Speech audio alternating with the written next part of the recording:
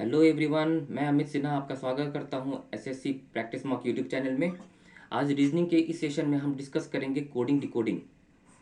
ठीक है, coding decoding discuss करेंगे। कोडिंग डिकोडिंग में कौन कौन से टॉपिक्स आते हैं एग्जाम में, ये देख लेते हैं। पहले देखिए टाइप्स ऑफ क्वेश्चन जो कोडिंग डिकोडिंग में पूछे जाते हैं, और एसएससी जीडी एग्जाम में खास करके और वेरियस एसएससी एग्जाम्स में ये सब हैं। Different types of coding decoding, letter to letter coding. ठीक है, दूसरा है letter to symbol coding, letter to number या डिजिट कोडिंग।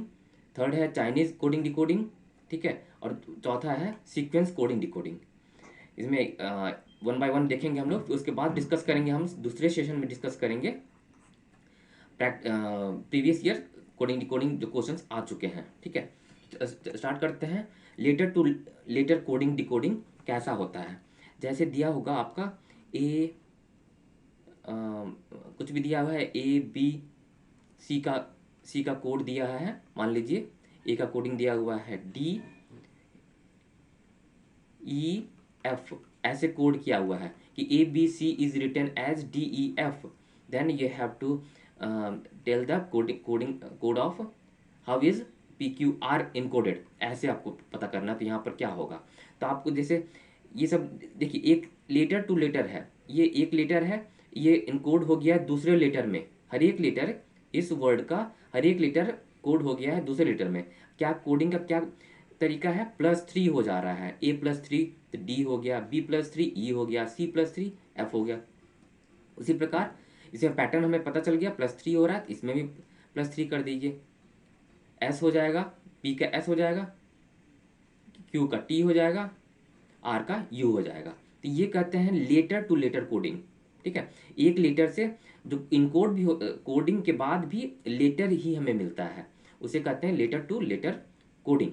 ठीक है, कोई लेटर जैसे कोई भी वर्ड ले लीजिए, जैसे ले लिया क्लास, CLASS, क्लास को इन कोड इज रिटन एज क्या, DMBTT।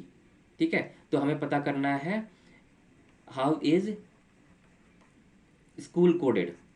इज ये क्लास को DMBTT में कोड किया जाता है, लिखा जाता है। तो स्कूल को किस तरीके से लिखा जाएगा? तो आप गौर कीजिए, C का D हो गया तो +1 हो रहा है, L का M हो गया, A का B हो गया, मतलब अगला लेटर ले लिया गया है अल्फ़ाबेटिकल सीरीज का। S का T हो गया, S का T हो गया। तो उसी प्रकार इसमें भी कर देंगे, S का T हो जाएगा, C का D हो जाएगा, H का I हो जाएगा, O का P हो जाएगा, फिर L का M हो जाएगा। तो ये होता है लेटर टू लेटर कोडिंग। आपको ये पैटर्न पकड़ना पड़ेगा, ये कुछ गिवन रहेगा और स्कूल का पता करना होगा। तो ये आपको क्या लॉजिक यूज हो रहा है, कैसे कोड हो रहा है, जो गिवन वर्ड दिया हुआ है वो कैसे कोड हो रहा है, उससे आपको लॉजिक समझना है, और फिर जो क्वेश्चन मार्क है वो आपको आंसर देना। ये था लेटर टू लेटर कोडिंग। इसमें से एक एग्जांपल देखते हैं लेटर टू लेटर कोडिंग का। जैसे ये आया हुआ क्वेश्चन है, ये आया हुआ क्वेश्चन है। ठीक है, इन ए सर्टेन कोड लैंग्वेज, किसी कोड भाषा में फ्री को AQR कहते हैं। जैसे FREE को लिखा जाता है AQRR। ठीक है, और ASTER को लिखा जाता है DNXRQ। ठीक है, तो आपको पता करना है स्टार्स का क्या होगा। ठीक है, देखिए आप स्टार का क्या होगा, STARS का कोड पता करना है आपको। तो देखिए आप इसमें गौर करेंगे तो देखिए ये रिपीट हो रहा है। आपको इसी जो इन गिवन इन्फॉर्मेशन दिया हुआ है उसी से पता करना पड़ेगा। ये पार्ट जो है, जो गिवन इन्फॉर्मेशन दिया है वो आपको सही से ऑब्जर्व करना पड़ेगा क्या हो रहा है। देख रहे हैं यहाँ पर ई रिपीट हो रहा है तो आर रिपीट हो रहा है। जहाँ भी ई है उसका कोड आर हो गया है, देख रहे हैं, और जहाँ भी आर है उसका कोड क्यू हो गया है। तो देख रहे हैं एस का क्या कोड हो जाएगा, इसमें एस का कोड हो जाएगा एन। ठीक है, टी का हो जाएगा, टी का है एक्स हो जाएगा। ए का क्या कोड है, ए का कोड डी किया गया है, आर का कोड क्यू किया गया है, एस का कोड एन किया हुआ है। तो स्टार्स का कोड हो जाएगा NXDQN। NXDQN। देख रहे हैं, option number A right answer हो जाएगा आपका। ठीक है, ये होता है, ये आपको जो गिवन इन्फॉर्मेशन उससे हमने पता किया क्या लॉजिक है, उसके बाद लेटर को एनकोड कर दिया। ठीक है, तो ये था example letter to letter coding का। अब चलते हैं, एक और एग्जाम्पल लेते हैं लेटर टू लेटर कोडिंग का। देखिए, किसी कूट भाषा में PERHAPS को लिखते हैं SPAHREP, तो CHEWING को कैसे लिखेंगे? आप जो गिवन इन्फॉर्मेशन है उससे ही आपको पता करना होगा क्या लॉजिक यूज हो गया है। तो देखिए, ये वर्ड परहैप्स को लिखा गया है SPAHREP। आप इसे गौर से देखोगे तो जो वर्ड है उसको रिवर्स ऑर्डर में लिख दिया गया है लेटर्स को। देख रहे हैं, एस जो लास्ट लेटर है वो फर्स्ट लेटर हो गया, सेकंड लास्ट लेटर हो गया सेकंड फर्स्ट लेटर, और उसी तरीके से देख रहे हैं letters of this perhaps word is written in reverse order. तो हमें CHEWING इसको इनकोड करना था, इसको कैसे लिखा जाएगा एक क्वेश्चन था, इसको भी रिवर्स ऑर्डर में लिख देंगे। ठीक है, तो ये हो जाएगा इसका आंसर GNIWEHC। देखिए आंसर है GNIWEHC। देख रहे हैं, ऑप्शन डी हो जाएगा राइट आंसर। तो आपको लॉजिक समझना पड़ेगा जो गिवन है, एक से एक दूसरे लेटर कैसे ये इनकोड हो रहा है, तो उसी प्रकार से आपको जो क्वेश्चन मार्क है वो पता करना होगा। तो ये था लेटर टू लेटर कोडिंग का एक दूसरा एग्जाम्पल। अब चलते हैं letter to symbol coding.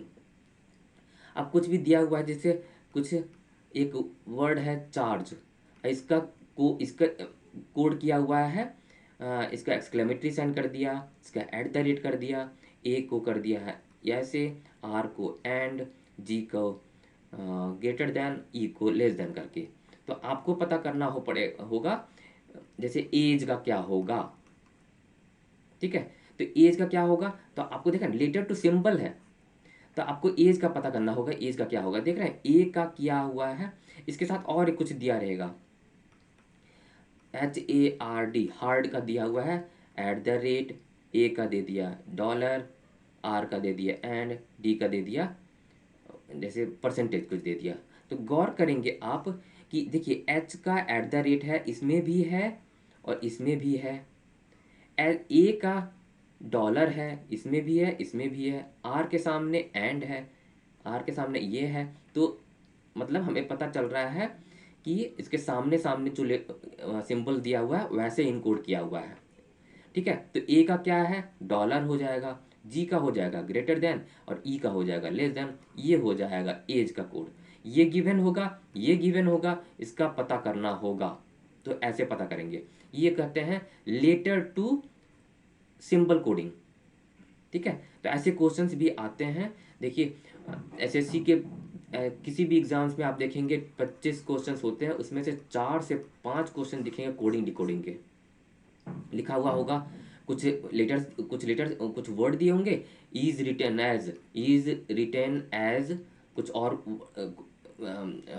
Word दिया होगा। सिमिलरली कुछ क्वेश्चन दिया रहेगा कि कोई और लेटर वर्ड दिया रहेगा, is written as question mark. ऐसे करके 2-3 कम से कम 4-5 क्वेश्चन होते हैं। ये कोडिंग डिकोडिंग सेक्शन जो है रीजनिंग में सबसे ज़्यादा क्वेश्चन इसी से आते हैं, क्योंकि बहुत तरह के क्वेश्चन बन जाते हैं। लेटर टू लेटर कोडिंग जो हम लोगों ने अभी देखा, लेटर टू सिंबल कोडिंग, ऐसे क्वेश्चन जो हम लोगों ने अभी डिस्कस किया वैसे आ जाते हैं। देखिए, फिर लेटर टू डिजिट नंबर हो जाता है। फिर जो हमने 5 प्रकार के कोडिंग डिकोडिंग देखे, डिफरेंट टाइप ऑफ क्वेश्चन, वैसे डिफरेंट टाइप ऑफ क्वेश्चन आ जाते हैं, 4 से 5 क्वेश्चन आ जाते हैं।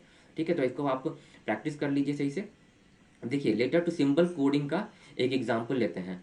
देखिए 24391 को लिखते हैं इस तरीके से, देखिए सिंबल को, और 15678 को इस तरीके से लिखते हैं। तो हाउ इज 65432 रिटर्न? तो देखिए 6 को किस तरीके से इनकोड किया हुआ है, ये तीसरा डिजिट है, तो तीसरा डिजिट तो हैश हो जाएगा 6 का 65432 का पता करना है। अब 5 को कैसे लिखा गया है, देख रहे हैं 5 दूसरा डिजिट है, तो 5 को एक्सक्लेमेटरी साइन से। फिर 4 को कैसे किया गया है, 4 इसमें भी है, देखिए दूसरा डिजिट एंड से। 3 को कैसे इनकोड किया गया है, देखिए 3 को तीसरा डिजिट क्या है, तीसरा परसेंटेज से। और 2 को कैसे इनकोड किया गया है, पहला देख रहे हैं ऐसे, ये तो ये सिंबल हो गया इसका कोडिंग। अगर इस जिस तरीके से इसको ऐसे लिखा गया है और इसको ऐसे लिखा गया है, तो उसी प्रकार के 65432 को इस तरीके से लिखा जाएगा। ये देखिए मैच कर लीजिए option, hash exclamatory sign and percentage और ये साइन है, देख रहे हैं, ये ऑप्शन बी आपका राइट आंसर हो जाएगा। ठीक है, तो आपको सही से ये लॉजिक देखना है, कौन सा सिंबल कोड हो गया है, कौन सा डिजिट कोड हो गया कौन से सिंबल में। ठीक है, ये एग्जांपल था लेटर टू सिंबल कोडिंग का। लेटर टू नंबर या डिजिट कोडिंग में देखते हैं। देखिए लेटर टू नंबर कोडिंग में जैसे कैसा टाइप ऑफ क्वेश्चन आता है पहले मैं बता दूं, फिर मैं इस पे आता हूं ये मैंने क्या दिया है। जैसे इसमें दे देगा क्या, RATE rate is written as 4369। फिर टाइम इज, मान लीजिए मैं एग्जांपल ले रहा हूँ, टाइम इज इनकोडेड एज 6, आई का 2, एम का 8 9 ऐसे। तो आपको निकालना होगा MAMER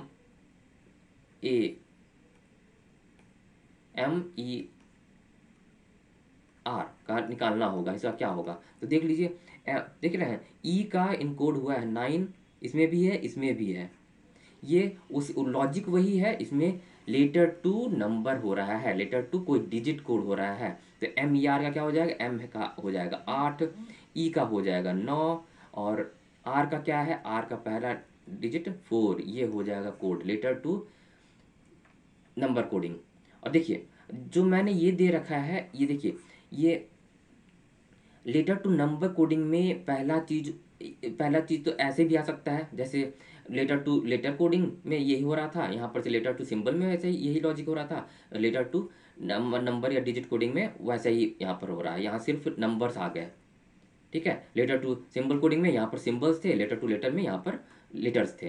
तो और जो दो और जो अलग चीज़ें हैं जो लेटर टू नंबर या डिजिट कोडिंग में होती है, वो है पहला है प्लेस वैल्यू करके, प्लेस वैल्यू देख रहे हैं, हर लेटर्स का प्लेस वैल्यू, ए का 1 होता है, ए फिर बी का 2 होता है, ऐसे ही करते करते जेड का 26 होता है। ये आप प्लेस वैल्यू रिमेंबर कर लें, याद कर लें, तो बहुत अच्छा होगा।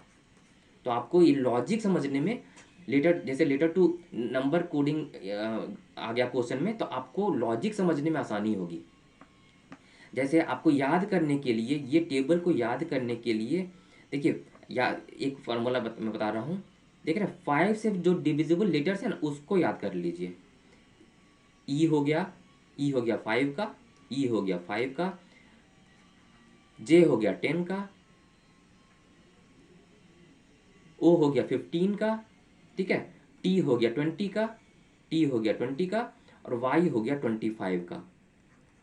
देख रहे हैं, तो ई जो टी करके आप याद कर लीजिए। तो ये 5 का हो गया, 10 का हो गया, 15 का हो गया, ये 20 का हो गया, 25 का हो गया। फिर उसके आसपास कर सकते हैं। अब अगर पी का दिया हुआ है तो आपको पता है ओ के बाद पी होता है, तो पी का 16 हो जाएगा। अब एक्स का निकालना है तो वाई का पता है, वाई का 25 होता है। अगर ये याद है आपको, तो एक्स का पता करने के लिए, अच्छा वाई के पहले एक्स होता है, जस्ट पहले एक्स होता है, तो 25 का 24 हो जाएगा। तो आसान तरीका ये है। फिर बाकी सब लीटर्स का प्लेस वैल्यू आपको याद हो जाएगा, आप क्वेश्चन प्रैक्टिस करने से पक्का याद हो जाएगा। प्रैक्टिस करते रहिए, आपको लॉजिक भी समझ में आ जाएंगे, और ये तो टेबल तो अपने आप याद हो जाएगा। ये पहला था प्लेस वैल्यू, और इसे याद कर लीजिए चाहे जैसे भी। और दूसरा होता है ओपोजिट नंबर, ओपोजिट, जैसे ओपोजिट इन द सेंस, मतलब डी का ओपोजिट डब्लू होता है, डी का ओपोजिट डब्लू होता है। देखिए लेटर टू लेटर कोडिंग में भी हो सकता है, कुछ DEAR का दे दे, इसका सारा का ओपोजिट लिख दे। लेटर टू लेटर कोडिंग में डी का W लिख दे, फिर ई का V लिख दे, ए का जेड लिख दे, आर का क्या, आर का लिख दे, आई लिख दे, तो आपको समझ में नहीं आएगा कि अब ये कोड करके ये कैसे आया है। तो आपको अगर अपोजिट लेटर्स, आपको यहाँ पर क्या लॉजिक हो गया, letter to letter coding decoding है, अपोजिट लेटर्स को लिया गया है, डी का डब्ल्यू हो गया, देख रहे हैं, ई का वी हो गया, अपोजिट लेटर्स लिया गया है। तो आपको अपोजिट लेटर्स भी याद कर लीजिए, मतलब अपोजिट लेटर सी का एक्स होता है, एफ का यू होता है, जी का टी होता है, ये टेबल याद कर लीजिए, आपको लेट कोडिंग डिकोडिंग में बहुत फ़ायदा करने वाला है। अब देखिए कोडिंग डिकोडिंग में ये भी हो सकता है अपोजिट लेटर, अपोजिट लेटर्स या अपोजिट नंबर का भी याद कर लीजिए कि आई का हो सकता है 18 कोड दिया हुआ हो, तो क्या लॉजिक हो जाएगा, आई का या जे का 16 दिया हो, तो के का इसमें लॉजिक क्या समझना पड़ेगा, के का जो अपोजिट लेटर होता है अल्फ़ाबेटिकल सीरीज में इस टेबल में, उसका प्लेस वैल्यू। तो आप इस टेबल को याद कर लेते हैं तो ये सब लॉजिक्स आपको पकड़ा जाएगा। तो ये प्लेस वैल्यू और ये अपोजिट लेटर का प्लेस वैल्यू, ये आप याद कर लीजिए, या आपको प्रैक्टिस करते करते याद हो जाएगा। याद करने का एक शॉर्टकट तरीका ये हो गया, ठीक है। ये था letter to number coding decoding में, ये सब ये कॉन्सेप्ट हो गया। इसका एक एग्जांपल लेते हैं, जैसे ये भी आया हुआ क्वेश्चन है, ठीक है। इन ए सर्टेन कोड लैंग्वेज, किसी कोड भाषा में प्रेजेंट को ये लिखा जाता है, तो स्टेट को क्या लिखा जाएगा, इन चार चार ऑप्शन दिए हुए हैं। तो आप गौर कीजिए, PRESENT, प्रेजेंट है, ठीक है। अब देखिए पी को क्या लिखा जाता है, पी का प्लेस वैल्यू क्या होता है, पी का प्लेस वैल्यू, जो मैं अभी प्लेस वैल्यू याद करने को कह रहा था, देखिए उसी पर आधारित है ये इसका लॉजिक। पी का प्लेस वैल्यू होता है, एक सेकेंड, पी का प्लेस वैल्यू होता है 16, ठीक है। आर का हो गया 18, ई का 5, एस का 19, ई का 5, एन का 14, एन का 14 और टी का 20, ठीक है। देखिए हमको, मुझे याद था।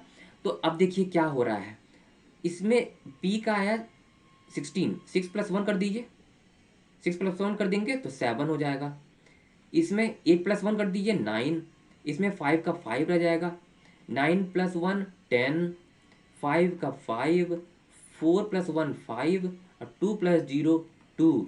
यही तो इनकोड किया हुआ है, देख रहे हैं आप, यहाँ से गौर से देखिए।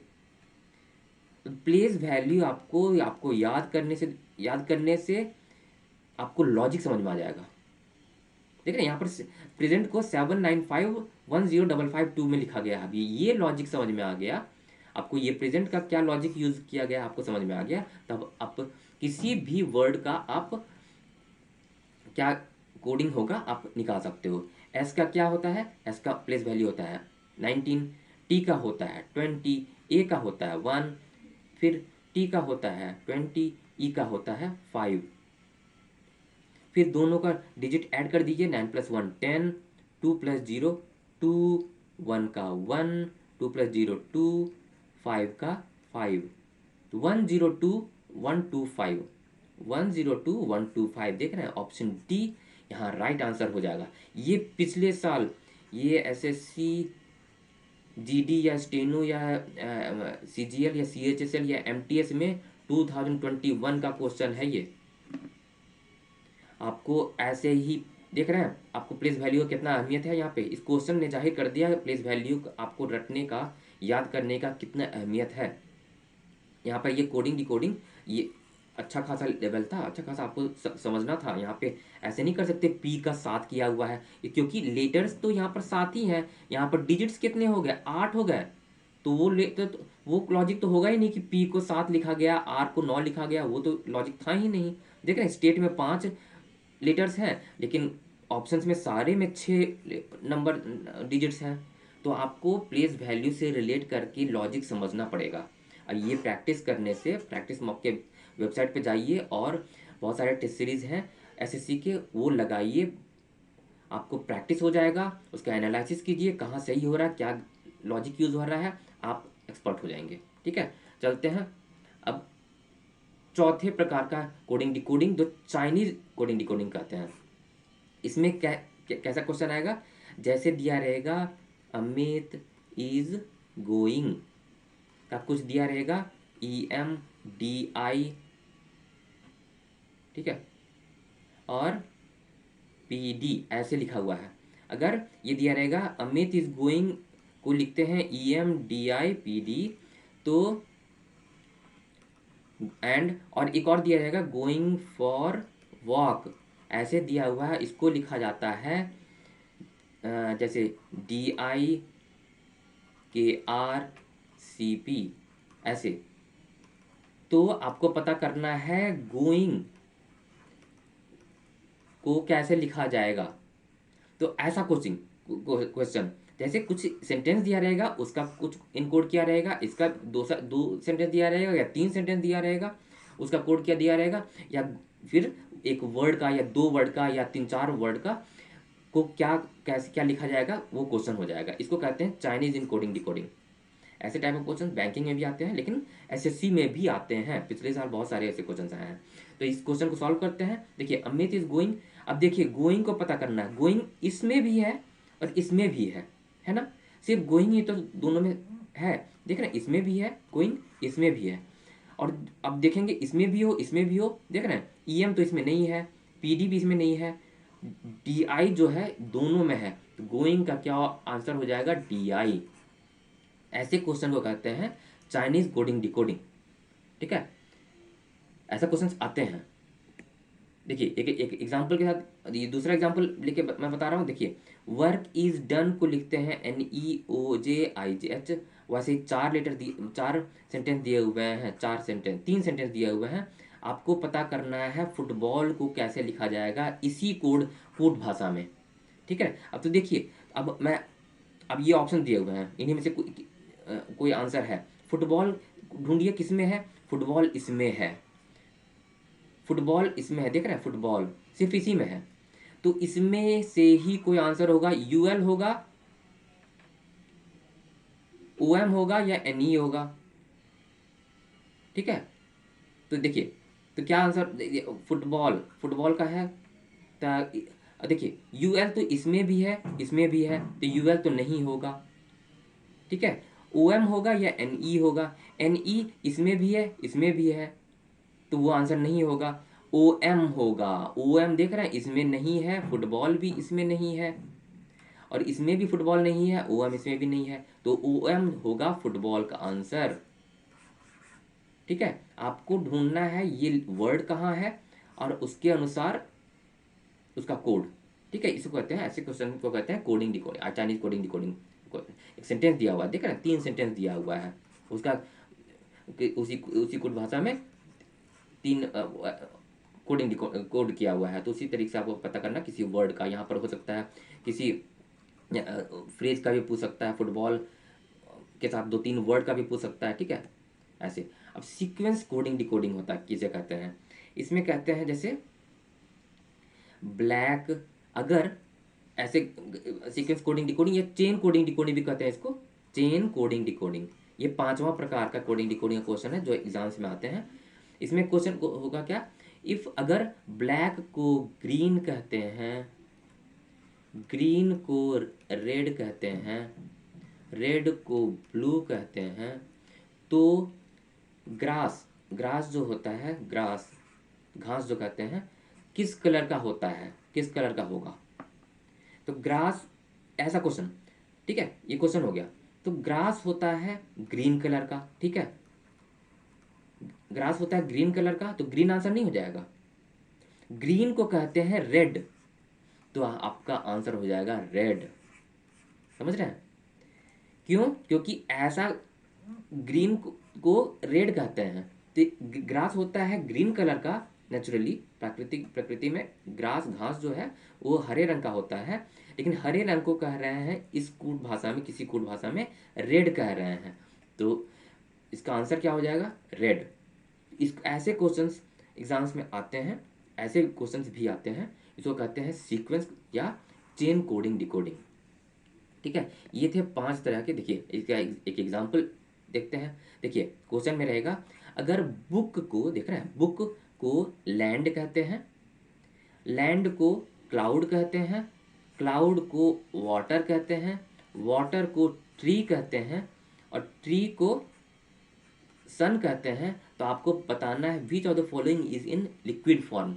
लिक्विड फॉर्म में कौन सा होता है? बुक होता है? नहीं। लैंड होता है? नहीं। क्लाउड? नहीं। वाटर? हाँ, पानी जो है लिक्विड फॉर्म में होता है, ट्री नहीं होता है। तो यहाँ पर वाटर होता है। इस लिक्विड फॉर्म में क्या होता है? वाटर।